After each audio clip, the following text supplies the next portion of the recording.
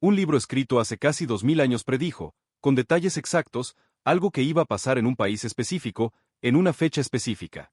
Predijo que una nación se levantaría y le declararía la guerra abierta a Dios. Que por decreto oficial de su gobierno declararía que Dios no existe. Que quemaría Biblias en las calles. Que aboliría el matrimonio, el día de reposo, el bautismo. Y que en los cementerios pondría carteles diciendo que la muerte es un sueño eterno. Y dio hasta la duración, 3 años y medio. Cuando el apóstol Juan escribió esas palabras en el Apocalipsis, faltaban 1700 años para que la nación existiera. Cuando Elena las explicó en este libro, ya habían pasado. Y coincidían punto por punto. Ese país fue Francia. Ese momento fue la Revolución Francesa de 1793. Hoy te voy a contar una de las historias más impresionantes y más aterradoras de la Biblia y de la historia, que pasa cuando una nación entera decide borrar a Dios. Y por qué es una advertencia urgente, para nuestro tiempo. En los próximos minutos vamos a hacer algo distinto a los otros capítulos. Vamos a tomar una profecía del libro de Apocalipsis, capítulo 11, y vamos a verla cumplirse, pieza por pieza, en la historia real de Francia. Vas a entender quiénes son los dos testigos de la profecía. Vas a ver la fecha exacta, 1798, en que algo predicho se cumplió. Vas a conocer la noche más oscura de la historia de Europa. Vas a ver a una nación adorar a una bailarina como si fuera una diosa. Y vas a ver cómo los mismos que causaron el terror terminaron devorados por él. Pero quédate hasta el final. Porque esta historia de tinieblas termina en una de las victorias más luminosas de toda la Biblia. Y termina hablando de ti, del libro que tienes en tu casa, y de por qué nadie, nunca, ha podido destruirlo. Empecemos. El país que amó las tinieblas. Empecemos por entender por qué Francia, entre todos los países. En el siglo XVI, la Reforma le llevó a Europa la Biblia abierta. Y cada nación tuvo que decidir qué hacer con ella. Algunas la recibieron como a una mensajera del cielo. En otras, el poder religioso logró cerrarle la puerta, y la luz quedó afuera. Pero hubo un país con un caso especial. Un país donde la luz sí logró entrar, pero las tinieblas no la dejaron apreciar. Durante siglos, ahí adentro, la verdad y el error se disputaron el dominio. Y al final, triunfó el mal, y la verdad divina fue desechada. La Biblia tiene una frase exacta para eso.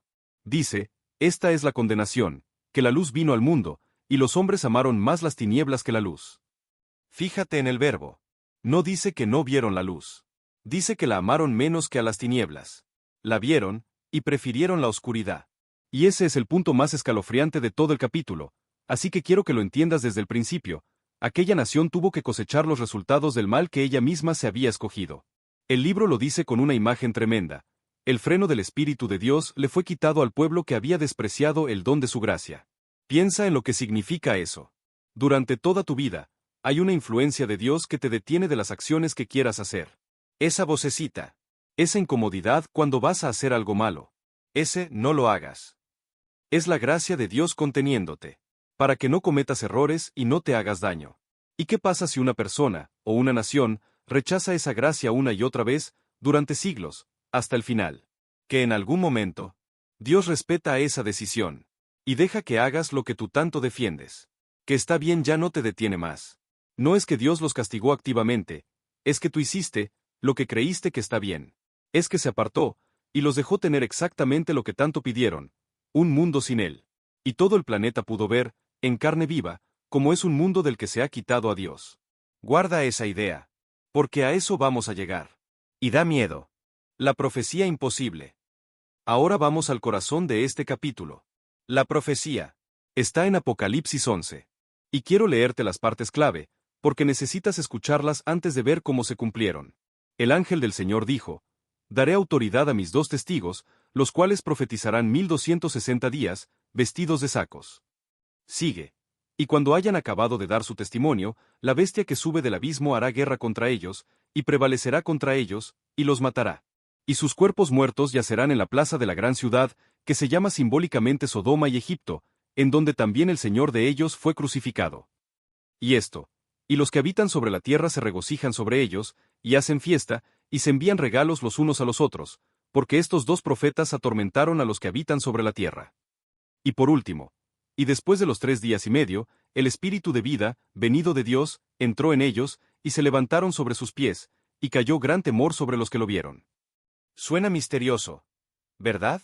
Pues déjame descifrarlo contigo. Pieza por pieza. Y vas a quedar asombrado. Primera pregunta. ¿Quiénes son los dos testigos? El mismo profeta lo dice, son los dos olivos y los dos candelabros que están delante del Señor de toda la tierra. Y el salmista da la clave cuando dice, lámpara es a mis pies tu palabra, y luz a mi camino.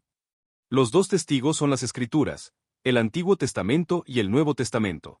Los dos dan testimonio de Dios. El Antiguo, con sus símbolos, sacrificios y profecías, apunta a un Salvador que iba a venir. El Nuevo habla de ese mismo Salvador que ya vino, tal como fue predicho. Dos testigos. Los dos testamentos. La Biblia entera. Segunda pieza, el tiempo. Los 1260 días y los 42 meses señalan el mismo periodo, el tiempo en que la Iglesia de Cristo iba a sufrir bajo la opresión.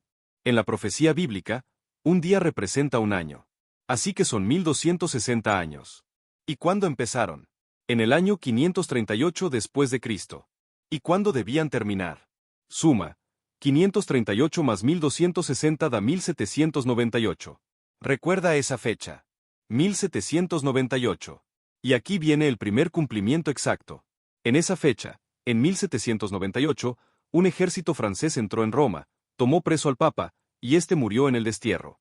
Se eligió otro poco después, pero el poder político del papado nunca volvió a ser lo que había sido. La profecía había dado una fecha con 1700 años de anticipación. Y en esa fecha exacta pasó lo predicho. Y durante todos esos 1260 años, ¿qué hicieron los dos testigos? La profecía dice que profetizaron vestidos de sacos. El saco, en la Biblia, es señal de luto. La Biblia dio su testimonio de luto, en la oscuridad, prohibida, escondida, en un idioma que el pueblo no entendía. Perseguida. Pero nunca se cayó. Aun en los tiempos más oscuros, siempre hubo hombres fieles que amaron la palabra de Dios y la defendieron.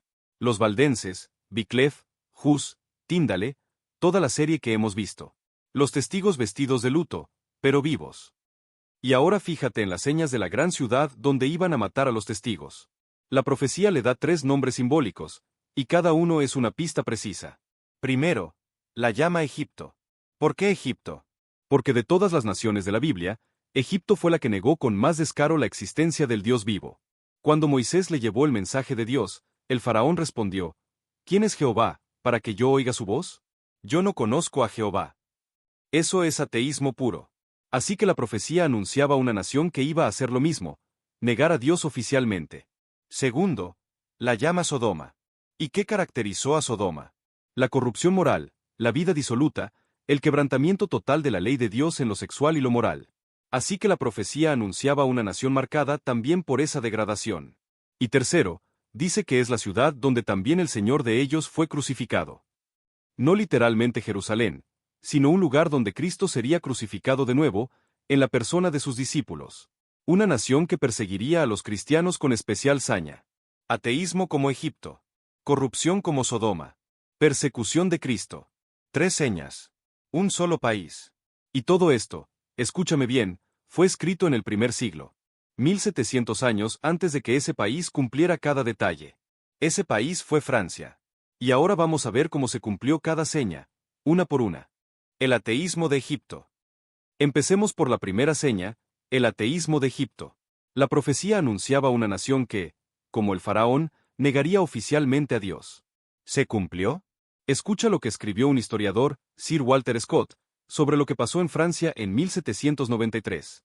Dijo que el mundo oyó por primera vez a toda una asamblea de hombres, nacidos y educados en la civilización, que gobernaban una de las naciones más admirables de Europa, levantar la voz de forma unánime para negar la verdad más solemne que existe, y renunciar de común acuerdo a la fe y a la adoración que se le deben a Dios.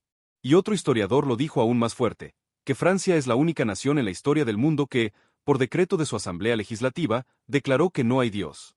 Léelo otra vez. La única nación de toda la historia humana que oficialmente, por ley, declaró que Dios no existe. Ha habido muchos ateos en todos los países. Muchos incrédulos en Inglaterra, en Alemania, en España. Pero una nación que lo declare por decreto legislativo, como política de Estado, solo Francia. ¿Y cómo reaccionó el pueblo cuando se anunció ese decreto? El historiador cuenta que la mayoría de los habitantes de la capital se regocijaron. Que hombres y mujeres cantaron y bailaron al aceptar el manifiesto que declaraba que Dios no existe. Bailaron. De alegría. porque por fin se creían libres de Dios. ¿Recuerdas al faraón? ¿Quién es Jehová para que yo lo oiga? No conozco a Jehová. Pues escucha lo que dijo uno de los líderes franceses del nuevo orden, gritando blasfemias al cielo. Dios, si es cierto que existes, toma venganza de las injurias que se hacen a tu nombre. Yo te desafío. Guarda silencio. No te atreves a descargar tus truenos. Entonces, ¿quién va a creer que existes? Es exactamente el mismo espíritu del faraón, 3000 años después. El mismo desafío. El mismo, no te conozco. Y la Biblia ya tenía respuesta para eso, escrita siglos antes. Dijo el necio en su corazón, no hay Dios. Y aquí está la lección de este acto, y es urgente para hoy. Vivimos en una época en que negar a Dios se ha puesto de moda otra vez. En que se considera inteligente burlarse de la fe. En que mucha gente, como esos franceses, cree que quitarse a Dios de encima es liberarse. Pero fíjate cómo termina esta historia. Porque el mismo pueblo que bailó de alegría al declarar que Dios no existía, en muy poco tiempo iba a rogar por su vida en medio del horror más grande de la historia europea. La libertad que creyeron ganar se convirtió en la esclavitud más brutal. Cuidado con creer que la vida es mejor sin Dios. Francia lo probó por todos nosotros. La sangre de los santos. Antes de llegar al terror, tenemos que ver la tercera seña, donde también el Señor de ellos fue crucificado. La nación que perseguiría a Cristo en sus discípulos. Y Francia cumplió esta seña más que ninguna otra nación. En ningún otro país se desarrolló tanto el espíritu de enemistad contra Cristo. En ninguno halló la verdad una oposición tan cruel. Siglo tras siglo, la sangre de los fieles se derramó en Francia. ¿Recuerdas a los valdenses, escondidos en las montañas del Piamonte? Pues sus hermanos, los albigenses de Francia, dieron el mismo testimonio, y murieron por él. En los días de la Reforma, los creyentes cayeron entre tormentos horribles. Y, esto es lo más triste, reyes, nobles, damas de alta alcurnia, delicadas doncellas, lo mejor de la sociedad, se recreaban viendo las agonías de los mártires. Se divertían. Los valientes protestantes franceses, los hugonotes, lucharon por los derechos más sagrados del corazón humano, y derramaron su sangre en muchos combates. A los protestantes se les consideraba fuera de la ley. Se ponía precio a sus cabezas. Se les cazaba como a fieras. Y todavía quedaba, en el siglo XVIII, un pequeño grupo escondido en las montañas del sur, la llamada Iglesia del Desierto, los últimos descendientes de aquellos antiguos cristianos. Cuando se arriesgaban a reunirse en las faldas de los montes o en páramos solitarios, los soldados los cazaban y los arrastraban a las galeras, donde vivían como esclavos hasta morir. A la gente más buena, más refinada e inteligente de Francia se le encadenaba entre ladrones y asesinos. A otros los mataban a sangre fría, a balazos, mientras oraban de rodillas, indefensos. Ancianos, mujeres, niños inocentes, quedaban muertos en el mismo lugar donde se habían reunido para adorar. Y el que caminaba por el monte para llegar al punto de reunión, no era raro que encontrara, a cada trecho, cadáveres sobre la hierba o colgando de los árboles. Y quiero que entiendas algo que el libro subraya, porque destruye una excusa muy común. Estas atrocidades no ocurrieron en la Edad Media, en tiempos de ignorancia. Ocurrieron en el siglo de Luis XIV, el Rey Sol. Un siglo brillante, donde florecían la ciencia y las letras, donde los teólogos de la corte eran hombres cultos, elocuentes, que presumían de mansedumbre y de amor. Gente educada. Gente refinada. Haciendo eso. Ojo con creer que la crueldad es cosa de gente ignorante. La peor crueldad de la historia la han cometido personas cultas, elegantes, que se creían buenas. El corazón humano sin Dios es capaz de cualquier cosa, tenga o no tenga estudios. Pero hubo una noche que superó todo lo demás. La más vil y alevosa de la historia. Se llamó la matanza de San Bartolomé. Y todavía hoy el mundo se estremece al recordarla. El rey de Francia, instado por los sacerdotes, sancionó el crimen. Y la señal fue el tañido de una campana, a medianoche. Millares de protestantes dormían tranquilos en sus casas.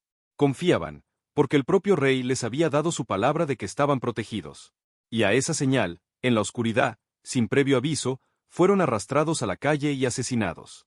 La matanza duró 7 días solo en París, con una furia indescriptible los 3 primeros. Pero no se quedó en la capital, por decreto especial del rey se extendió a todas las provincias donde había protestantes. No se respetó edad ni sexo. Ni el niño inocente ni el anciano de canas escaparon. Y siguió por espacio de 2 meses. Perecieron unas 70.000 personas de lo mejor de la nación, detalle que más estremece de toda esta parte. Cuando la noticia de la matanza llegó a Roma, ¿sabes qué pasó? El regocijo del clero no tuvo límites. Se dispararon cañones en salvas de alegría. Sonaron las campanas de todas las torres. Se encendieron fogatas que convirtieron la noche en día. Se cantó un Te Deum, un himno de acción de gracias. Y se acuñó una medalla para conmemorar la masacre. Una medalla. Para celebrar la muerte de 70.000 personas. No te cuento esto para llenarte de horror por el horror mismo. Te lo cuento porque el libro señala algo clave. El mismo espíritu que impulsó la matanza de San Bartolomé fue el que después dirigió las escenas de la revolución. Y aquí está el giro que necesitas ver. Todo esto que Roma hizo contra los protestantes, iba a volverse en su contra. Porque una nación que aprende a matar, no se detiene. El pueblo aprendió demasiado bien las lecciones de crueldad. Y cuando llegó su turno de rebelarse, usó exactamente los mismos métodos que le habían enseñado. El que siembra viento, cosecha tempestad. Y Francia estaba sembrando tempestad hacía 200 años. La guerra abierta contra la Biblia. Y ahora la seña central. La bestia que sube del abismo haría guerra a los testigos, y prevalecería, y los mataría. La Biblia, muerta en las calles. ¿Cómo mata a una nación a la Biblia? Escucha lo que hizo el poder ateo que gobernó Francia durante la Revolución y el Terror. Le hizo a Dios y a la Biblia una guerra como el mundo nunca había visto. El culto a Dios fue abolido por la Asamblea Nacional. Se recogían Biblias para quemarlas en las calles, haciendo de ellas toda la burla posible. La ley de Dios fue pisoteada. Las instituciones de la Biblia, abolidas. El día de reposo semanal fue eliminado, y en su lugar consagraron un día de cada 10, para la orgía y la blasfemia. El bautismo y la comunión quedaron prohibidos. Y, esto es de lo más escalofriante, en los cementerios, en los lugares más visibles, se fijaron carteles que declaraban: la muerte es un sueño eterno. No hay más. No hay Dios, no hay cielo, no hay resurrección. Te mueres, y se acabó para siempre. Y decían que el temor de Dios, lejos de ser el principio de la sabiduría, más bien debía considerarse el principio de la locura. Y hubo una escena tan absurda y tan triste que cuesta creer que pasó de verdad. El obispo de París, el líder religioso de la capital, fue llevado ante la asamblea, en una farsa pública. Lo obligaron a declarar, delante de todos, que la religión que le había enseñado durante años era una tramoya, un invento del clero, sin ningún fundamento en la verdad. Y ese hombre negó solemnemente la existencia de Dios. El Dios a cuyo culto había dedicado su vida entera. Se quitó sus ornamentos de obispo, los puso sobre una mesa, y recibió un abrazo fraternal del presidente de la asamblea. Y varios sacerdotes hicieron lo mismo. Piénsalo. El líder religioso, renunciando públicamente a Dios y aplaudido por ello. Y así se cumplió otra parte exacta de la profecía. Los que habitan sobre la tierra se regocijan, y hacen fiesta, y se envían regalos unos a otros. Francia había acallado las voces de reprensión. La palabra de verdad yacía muerta en las calles. Y los que odiaban las restricciones de la ley de Dios se llenaron de júbilo. Desafiaban al cielo abiertamente, gritando como los impíos de la antigüedad: ¿cómo va a saber Dios? Hay conocimiento en las alturas. Habían matado al testigo. La Biblia yacía muerta en la plaza pública. Y todos festejaban. Pero aquí viene la lección de este acto, y es una advertencia directa para nuestra generación. Fíjate en la lista de lo que Francia atacó: la Biblia, el día de reposo, el matrimonio, la vida después de la muerte, el temor de Dios. ¿No te suena? No es que quisieran quitar una cosa. Querían borrar todo el marco moral que Dios había dado. Querían un mundo donde el ser humano decidiera por sí mismo qué está bien y qué está mal, sin ninguna autoridad por encima. Y eso, esa idea de yo decido mi propia verdad, nadie me manda, no hay una ley superior, no es nueva. Es exactamente lo que intentó Francia. Y ya vamos a ver cómo terminó. La diosa de la razón. Y ahora una de las escenas más increíbles de toda la historia. Porque cuando el ser humano rechaza al Dios verdadero, no se queda sin adorar nada. Siempre termina adorando algo. Después de renunciar al Dios vivo, ¿sabes qué hizo Francia? Cayó en una idolatría degradante. Decidió adorar a la diosa de la razón. Y no un concepto abstracto, una mujer de carne y hueso, en persona. Escucha cómo pasó, porque es real. Se abrieron de par en par las puertas de la Asamblea Nacional. Entró una banda de música. Detrás, en solemne procesión, los miembros del cuerpo municipal, cantando un himno a la libertad. Y escoltaban, como objeto de su adoración, a una mujer cubierta con un velo, a la que llamaban la diosa de la razón. Cuando llegó al lugar reservado, le quitaron el velo con gran ceremonia, y la sentaron a la derecha del presidente. ¿Y quién era esta diosa? Todos la reconocieron: era una bailarina de la ópera. Una artista. La Asamblea Nacional de Francia le rindió homenaje público, considerándola la representación más perfecta de la razón que ellos ahora veneraban. Y el orador que introdujo este culto dijo unas palabras que resumen toda la locura del momento. Dijo, dirigiéndose a la asamblea: «Mortales, dejen de temblar ante los truenos impotentes de un Dios que sus propios temores crearon. No reconozcan de hoy en adelante otra divinidad que la razón». ¿Escuchaste? Un Dios que sus temores crearon. Dios no existe, decían, ustedes lo inventaron por miedo. Dejen de tenerle miedo. Adoren a la razón. Luego, la diosa, la bailarina, fue subida a una carroza magnífica, la pasearon entre la multitud y la llevaron a la catedral de Notre Dame. La subieron al altar mayor, en el lugar de Dios, y recibió la adoración de todos los presentes. Una bailarina, en el altar de la catedral más famosa de Francia, adorada como diosa, en el lugar del Dios vivo. Y poco después, quemaron públicamente la Biblia. Una sociedad entró al salón municipal gritando «¡Viva la razón!», llevan de la punta de un palo los fragmentos medio quemados de varios libros que habían sacado del fuego. Entre ellos, el Antiguo y el Nuevo Testamento. Y el presidente declaró que esos libros habían espiado en el fuego todas las locuras que le habían causado a la raza humana. Quemaron a los dos testigos. Literalmente. Y aquí está la lección, y es profunda. El ser humano fue creado para adorar. Está en nuestro diseño. Cuando alguien dice, yo no adoro nada, yo soy libre, yo solo sigo la razón, se engaña. Porque el corazón siempre pone algo en el trono. Si no es Dios, será el dinero, o el placer, o el poder, o una persona, o, como Francia, su propia inteligencia convertida en ídolo. La pregunta nunca es si vas a adorar. La pregunta es qué. Francia sacó a Dios del altar, y en menos de lo que canta un gallo puso ahí a una bailarina. Nosotros, si sacamos a Dios de nuestra vida, no nos quedamos neutrales. Ponemos otra cosa en su lugar. Y ninguna otra cosa aguanta ese peso. Como Roma preparó el terreno. Ahora tenemos que hacernos una pregunta honesta. ¿De dónde salió tanto odio? ¿Por qué una nación entera llegó a odiar tanto a Dios y a la Biblia? Y la respuesta del libro es sorprendente, y muy justa. El ateísmo no fue la causa. Fue el resultado. El romanismo empezó la obra, y el ateísmo la terminó. Déjame explicarlo, porque es clave para no sacar la lección equivocada. Durante siglos, ¿qué conoció el pueblo francés como Dios? Solo al Dios que le presentaba Roma. Y ese Dios era cruel, opresor, cómplice de los ricos, que quemaba gente en la hoguera. La única religión que el pueblo conocía era la que veía: corrupción, tiranía, hogueras. Entonces, cuando la gente por fin se rebeló, cometió un error trágico. Miró toda esa crueldad, esa iniquidad, esa opresión, y pensó que eso era el cristianismo, que eso salía de la Biblia. ¿Qué Dios era así? Lo odiaban como no te imaginas, y con mucha razón, sin saber que en realidad no era eso las acciones de Dios, pero terminaron odiando a Dios y a la Biblia, culpándolos de algo que no eran. El libro lo dice clarísimo. Roma le había dado a los hombres una idea falsa del carácter de Dios. Había pervertido lo que Dios pide. Y por eso, el pueblo rechazó la Biblia y a su autor. Rechazaron a un Dios que en realidad nunca habían conocido. Rechazaron una caricatura. Y cuando llegaron Voltaire y los suyos, echaron por tierra la palabra de Dios y esparcieron el veneno de la incredulidad por todas partes. La gente, furiosa por haber sido engañada tanto tiempo, rechazó la verdad junto con la mentira. Como no sabían separar lo falso de lo verdadero, botaron todo. Y quiero que te detengas aquí, porque esta lección es de las más importantes de todo el libro, y es urgentísima hoy. ¿Cuánta gente conoces que se alejó de Dios? No por Dios, sino por algo que vio en su nombre. Alguien que fue lastimado por una iglesia. Alguien que vio la hipocresía de un líder religioso. Alguien a quien le presentaron a un Dios que da miedo, que castiga por todo, y está anotando tus errores. Y por eso lo rechazaron. ¿Y quién no lo haría?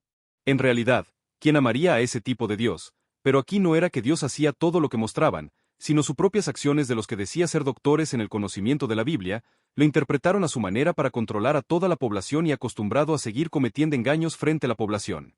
No al Dios verdadero. Y aquí hay una responsabilidad enorme para todos los que decimos representar a Dios, incluyéndome a mí y a ti. Porque la gente conoce a Dios, muchas veces, a través de nosotros. Si mostramos un Dios duro, hipócrita, opresor, estamos haciendo lo mismo que Roma le hizo a Francia. Estamos enseñando a las personas que Dios es cruel y vengativo. Pero lo beneficiosos que tenemos en la actualidad es que la Biblia ya está en todos los idiomas, y todos podemos leerla, la tenemos en un clic o en muchas librerías. Pero si mostramos al Dios real, el de la cruz, el que se sacrifica, el que ama, el que perdona, entonces la gente tiene la oportunidad de conocerlo de verdad y de no rechazar una mentira.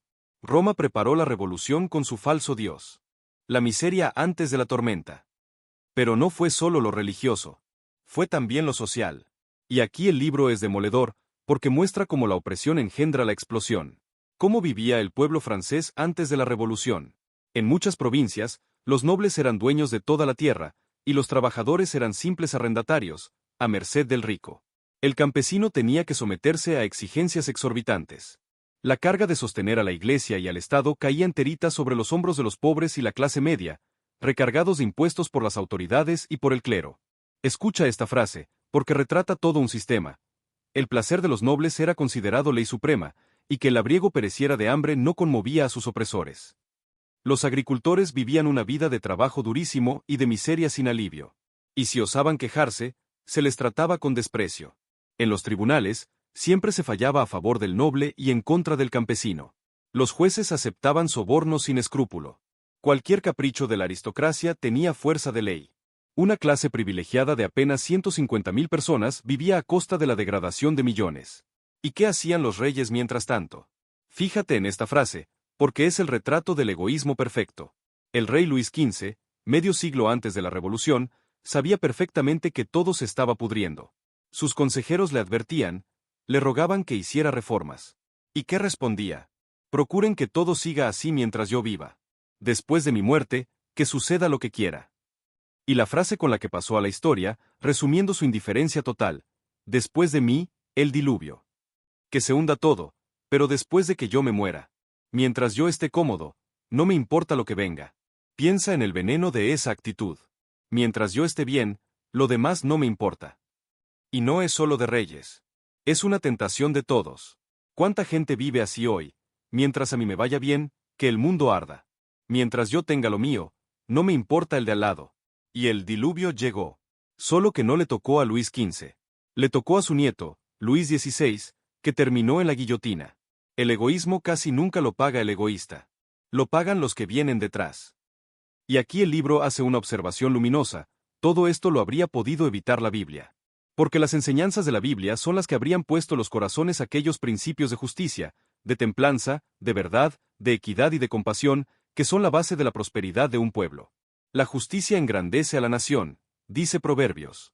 El que de verdad obedece a Dios es el que mejor trata a su prójimo, el que no explota al pobre, el que no acepta sobornos. La religión de la Biblia habría transformado a Francia desde adentro. Pero Francia prohibió la Biblia. Y desterró a sus discípulos. Durante 250 años, echó de su suelo, hoguera tras hoguera, a la gente más honrada, más trabajadora, más capaz que tenía. Los que huían se llevaban su inteligencia, su industria, su honradez, y enriquecían a los países que los recibían, mientras empobrecían al suyo. El libro lo dice con una frase que parte el alma. Francia les dijo a los hombres que le habrían dado gloria, escojan entre la hoguera o el destierro. Y al final ya no le quedaba conciencia que perseguir, ni religión que quemar, ni patriotismo que desterrar. Se había quedado vacía de lo mejor de sí misma. Y una nación vacía de bien, se llena de mal. Ese fue el terreno donde creció el terror. El reino del terror. Y ahora llegamos al momento que la profecía anunció, y que la historia cumplió con exactitud espantosa. El pueblo, después de siglos de opresión, por fin se levantó. Pero fíjate en la tragedia. Los oprimidos, poniendo en práctica las lecciones que habían aprendido bajo el yugo de los tiranos, se convirtieron en opresores de los que antes los habían oprimido. Los que sufrieron la crueldad, la aplicaron. La víctima se volvió verdugo. Y aquí hay un detalle que el libro señala, y que es de una precisión escalofriante.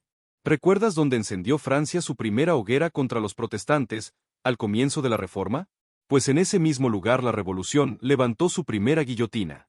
En el mismo sitio donde murieron quemados los primeros mártires del siglo XVI, fueron decapitadas las primeras víctimas del siglo XVIII. El mismo lugar. 2 siglos después. La cosecha exacta de lo que se había sembrado. Al rechazar la ley de Dios, se descubrió que las leyes humanas no tenían ninguna fuerza para contener las pasiones. Sin freno divino, la nación fue arrastrada a la anarquía. Y empezó lo que la historia conoce como el reinado del terror. La paz desapareció de todos los hogares. Nadie tenía la vida segura. El que triunfaba hoy, mañana era sospechoso, y lo condenaban a muerte. Las cárceles se llenaron. En cierto momento hubo más de 200.000 presos. Y ahora escucha la ironía más terrible de toda la historia. La justicia poética más brutal que existe. ¿Te acuerdas de la matanza de San Bartolomé? De cómo el clero celebró con campanas y medallas la muerte de 70.000 protestantes. De cómo durante siglos habían mandado a los hugonotes a las galeras y a la hoguera. Pues llegó el día de la retribución. Y ya no eran los discípulos de Jesús los que iban a las mazmorras y a la muerte. Esos ya habían perecido o estaban en el destierro. Ahora, los cadalsos se teñían con la sangre de los sacerdotes. Las galeras y las prisiones donde antes encerraban a los protestantes, ahora se llenaban con los perseguidores de ellos. El clero, encadenado al banco de los barcos, remando como esclavos, experimentaba los mismos tormentos que su iglesia les había infligido a los mansos herejes. El ejemplo de crueldad que ellos habían dado, se volvió contra ellos con vigor. Cosecharon exactamente lo que sembraron. No te cuento esto con satisfacción. Te lo cuento porque es una ley, según Gálatas 6:7, dice, no os engañéis, Dios no puede ser burlado, porque todo lo que el hombre sembrare, eso también segará. No hay excepciones. Ni para las naciones, ni para las personas. La crueldad que siembras, vuelve. El bien que siembras, también. Y el terror devoró hasta a sus propios autores. Los mismos que decretaron la muerte del rey, pronto lo siguieron al cadalso. Un partido revolucionario se levantaba contra otro. La guillotina no descansaba día tras día. El libro describe la escena con una crudeza que apenas soporto leer. Las cárceles tan llenas que parecían barcos de esclavos, los espías en cada esquina, y en apenas 10 años, multitudes de seres humanos perecieron. Y aquí el libro nombra al verdadero autor de todo esto. Dice, todo esto era del agrado de Satanás. Con este fin había estado trabajando durante siglos. Porque su política, desde el principio, es el engaño, y su firme intento es acarrearle al ser humano dolor y miseria, corromper la obra de Dios, y hacer que los hombres le echen la culpa a Dios de la obra que en realidad hace el diablo. ¿Ves la estrategia? Primero empuja al hombre al crimen y la miseria. Y luego, cuando llega el desastre, susurra. ¿Ves? Esto es lo que pasa cuando hay libertad. Esto es a lo que lleva a quitar las restricciones. Y los tiranos usan ese caos para justificar la próxima opresión. Miren el desastre de la libertad. Necesitan que los controlemos. Es un círculo. Y el que lo diseñó es el enemigo de las almas. La lección que Francia le enseñó al mundo. Antes de llegar a la victoria, tenemos que quedarnos con la lección central. Aquí está el error fatal que hundió a Francia, dicho en una sola frase. No entendieron que la verdadera libertad se basa en las prohibiciones de la ley de Dios. Léelo despacio, porque suena contradictorio. ¿La libertad se basa en prohibiciones? ¿La libertad se basa en la ley? Sí. Y es una de las verdades más importantes que existen. Francia confundió la libertad con el libertinaje.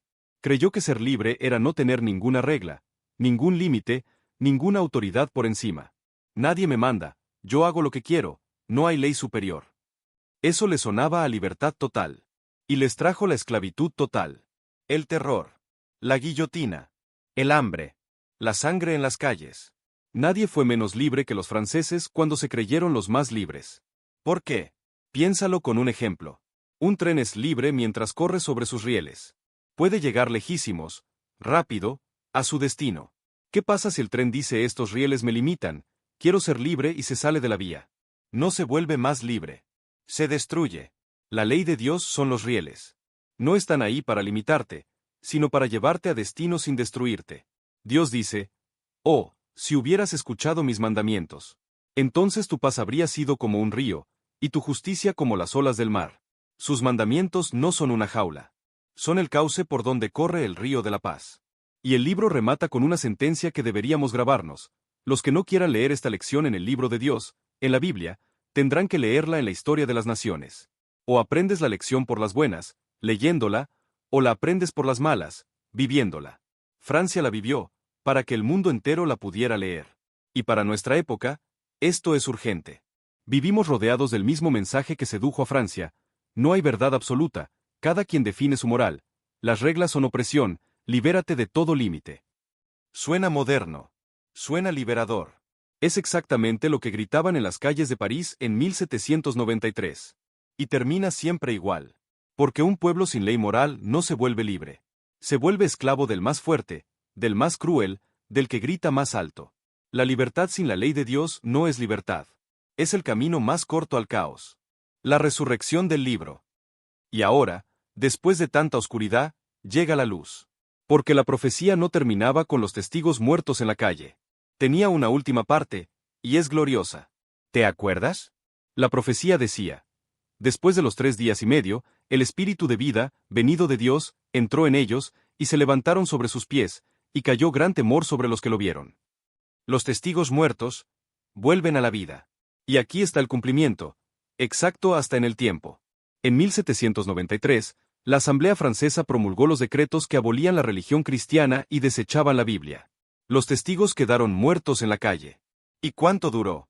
La profecía decía 3 días y medio, que en tiempo profético son 3 años y medio.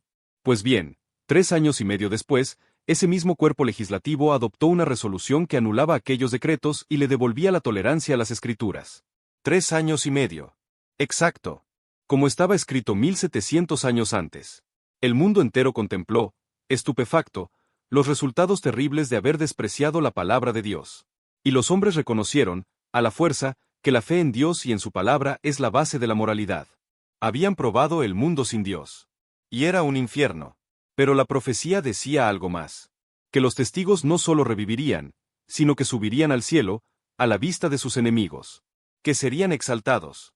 Y mira lo que pasó. Desde que Francia le declaró la guerra a la Biblia ha recibido más honra que en toda su historia anterior. Escucha los datos. En 1804, pocos años después del terror, se organizó la Sociedad Bíblica Británica y Extranjera, dedicada a imprimir y repartir Biblias por el mundo. Y detrás vinieron muchas otras, por toda Europa. En 1816 se fundó la Sociedad Bíblica Americana. Cuando se creó la Sociedad Británica, la Biblia existía en unos 50 idiomas. Desde entonces se ha traducido a muchos cientos de idiomas y dialectos. Justo cuando intentaron matarla, la Biblia empezó a multiplicarse como nunca. La quisieron enterrar en las calles de París, y resucitó para conquistar el mundo entero. Y déjame contarte el remate perfecto de esta historia. Es sobre Voltaire, el gran incrédulo francés que dedicó su vida a atacar la Biblia. Voltaire dijo una vez, con enorme arrogancia: estoy cansado de oír que 12 hombres establecieron el cristianismo. Yo voy a probar que un solo hombre basta para destruirlo. Él, solo, iba a acabar con la Biblia. Han pasado generaciones desde que Voltaire murió. Y millones de personas han seguido su campaña contra la Biblia. ¿Y sabes cuál es el resultado? Que donde en tiempos de Voltaire había 100 Biblias, hoy hay 10.000. O 100.000. La Biblia, lejos de agotarse, se multiplicó sin freno. Y hay un detalle que es pura poesía. Años después de la muerte de Voltaire, en su propia casa, se instaló una sociedad que imprimía y distribuía Biblias. Y la imprenta que las producía usó, según se cuenta, la misma casa del hombre que juró destruirla. El que dijo, yo solo la destruiré, terminó fabricando Biblias desde su tumba. Como dijo uno de los primeros reformadores, la Biblia es un yunque sobre el cual se han gastado muchos martillos. Piensa en esa imagen. Un yunque. Vienen los martillos, Roma, el ateísmo, Voltaire, los decretos, las hogueras, la guillotina, y golpean, ¿y qué pasa? Que los martillos se van rompiendo, uno tras otro. Y el yunque sigue ahí, intacto, sin una marca. Han caído imperios sobre la Biblia. Han muerto los que la quisieron matar. Y el libro sigue en pie. Como dijo Dios mismo, ninguna arma forjada contra ti prosperará. Isaías 54. ¿Qué mensaje nos deja, hoy? Te lo resumo. La primera. La libertad sin Dios no es libertad. Francia creyó que quitándose a Dios de encima sería libre, y encontró la peor esclavitud de su historia. Cada vez que oigas ese canto de sirena, líbrate de las reglas, no hay verdad absoluta, tú defines tu moral, acuérdate de las calles de París corriendo sangre. La verdadera libertad corre sobre los rieles de la ley de Dios. Fuera de ellos, no hay libertad, hay descarrilamiento. La segunda. Lo que se siembra, se cosecha. Sin excepción. Francia sembró crueldad durante 200 años, y cosechó el terror en el mismo lugar donde encendió su primera hoguera. Es una ley tan segura como la gravedad. Y funciona en los dos sentidos, la crueldad vuelve, pero el bien también. Cada semilla de amor, de perdón, de fidelidad que siembras hoy, va a volver. Siembra con cuidado. Y la tercera, la más grande de todas, no se puede destruir la palabra de Dios. Es un yunque. Los martillos se rompen, el yunque permanece. Roma la escondió, y sobrevivió. Francia la quemó en las calles, y resucitó a los 3 años y medio. Voltaire juró destruirla, y hoy hay 1000 Biblias por cada una que había en su tiempo. Imperios enteros se estrellaron contra este libro, y el libro sigue en pie.